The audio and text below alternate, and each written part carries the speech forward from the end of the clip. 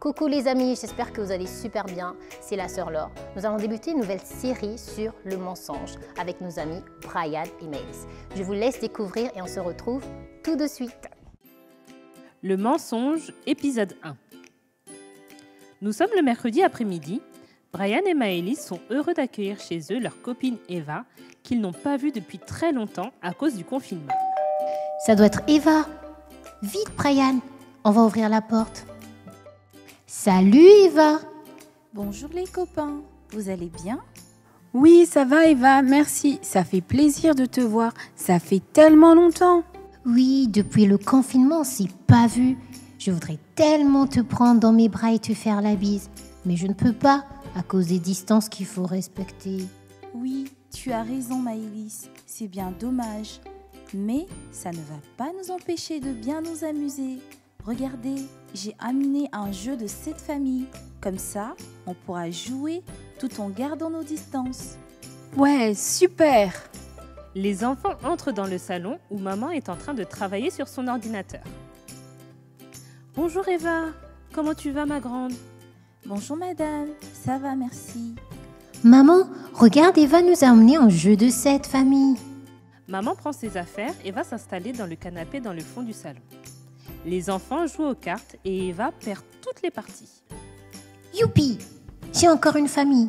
Tu joues vachement bien Maëlys. Tu nous apprendras tes techniques? Ah non, c'est mon secret. C'est pas juste, c'est toujours toi qui gagne Maëlys. Ben c'est pas ma faute si j'ai les meilleures techniques.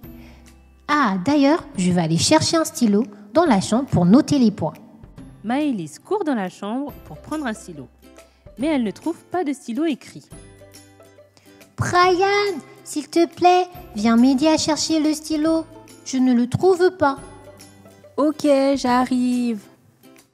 Profitant de l'absence de ses copains, Eva fouille dans les cartes de Brian et pique le papa de la famille Lion, ne se doutant pas que la maman de Brian et Maëlys est assise dans le fond du salon et voit toute la scène.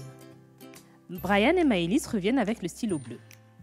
Ça y est, j'ai une famille, la famille Lion. Brian, qui regarde dans ses cartes, constate que la carte du papa lion a disparu. Mais c'est pas possible. C'est moi qui avais le papa de la famille Lion il y a 2 secondes. Tu as dû te tromper Brian, parce que moi, j'ai la famille au complet. La maman de Brian et Maëlys se lève du fond du salon et s'approche de la table des enfants. Alors tu as gagné Eva? Oui. Et comment tu as fait pour avoir toutes les cartes de la famille Lion? Je les avais dans les mains, madame. Eva, tu es une enfant de Dieu, n'est-ce pas? Oui, Et tu es une amie de Jésus, n'est-ce pas? oui. Alors dis-nous, d'où vient la carte du papa lion? Je l'ai volée dans les cartes de Brian lorsqu'il était dans la chambre avec Maëlys. À cette nouvelle, Brian et Maëlys sont tristes et déçus. Brian dit: Mais Eva, pourquoi t'as fait ça? On pensait que tu étais notre amie. Parce que depuis tout à l'heure, Maëlys et toi gagnez et moi je perds. Je vois bien Eva, mais tu vois tes amis ont l'air tristes et je suis sûre que ton ami Jésus l'est tout autant. Lorsqu'on ment à un homme, on ment aussi à Dieu. Oh non! J'ai rendu triste mes amis, Jésus, Maëlys et Brian, juste parce que je voulais gagner. Ça n'en valait vraiment pas la peine. Qu'est-ce que je peux faire maintenant? Il faut te repentir. Ça veut dire quoi repentir, maman? Ça veut dire demander pardon à Jésus de tout son cœur. Oui, c'est bien ça, Brian. Mais pour que ton pardon soit complet, il faut que tu demandes aussi pardon à tes amis, Brian et Maëlys. D'un air triste et sincère, la petite Eva s'exclame en disant: Maëlys et Brian, je vous demande sincèrement pardon. Jésus, je te demande pardon du fond du cœur. C'est bien Eva, Jésus est juste et bon. Je sais que là où il est, il a pardonné ton péché. Et vous les enfants, est-ce que vous pardonnez aussi Eva? Mais oui, c'est notre meilleure amie. Et les amis sont faits pour s'aimer et savoir se pardonner. Merci les amis, C'est promis, je ne recommencerai plus. Ça me fait trop de la peine de vous voir triste et de savoir que notre ami Jésus l'est aussi. C'est oublié! Alors, on retourne jouer?